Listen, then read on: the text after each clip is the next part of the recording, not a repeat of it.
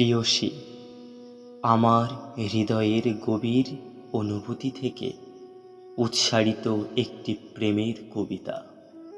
এখানে আমি একটি প্রিয় মানুষের সৌন্দর্য, কমলতা ও মাধুর্যের প্রতি মুগ্ধতার কথা ব্যক্ত করেছি। তার চোখে আমি খুঁজেছি অগণিত স্বপ্নের আলো, তার কণ্ঠে শুনেছি বসন্তের কোকিলের সুর। এই কবিতায় শুধু প্রেম নয়, রয়েছে এক প্রেমিক হৃদয়ের অপেক্ষা, আকাঙ্ক্ষা এবং প্রিয় মানুষটিকে ঘিরে অসীম শ্রদ্ধা ও ভালোবাসার প্রকাশ। আমার অনুভূতির রঙে রাঙানো এই কবিতা পাঠকের হৃদয়েও প্রেমের কোমল স্পর্শ জাগিয়ে তুলবে।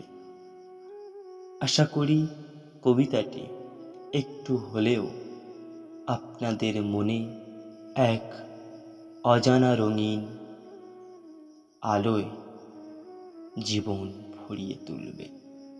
তাই অপেক্ষার অবসান ঘটিয়ে আমি কবিতাটি আপনাদের সামনে পাঠ করতে চলেছি।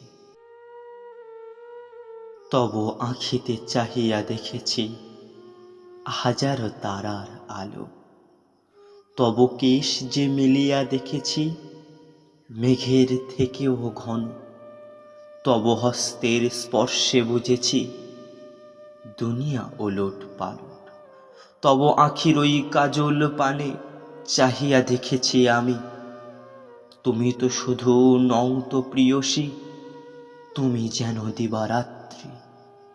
তোমার কণ্ঠে হার মানে কত বসন্ত বেলার কোকিল, তোমার সুরেতে লজ্জিত হয় কত সুরকারের সুরগুলি, তোমার লেখায় ব্যর্থ কত নামি দামি ওই কবি। তুমি লিখিলে ধ্বংস হবে, ভাঙে যদি বাঁধ নদী। তোমার আশার শব্দ শুনে বসিয়া আমি কদম তলে, তোমার জন্য দাঁড়িয়ে আছি যদি আসো তুমি হে মোর প্রিয়সী।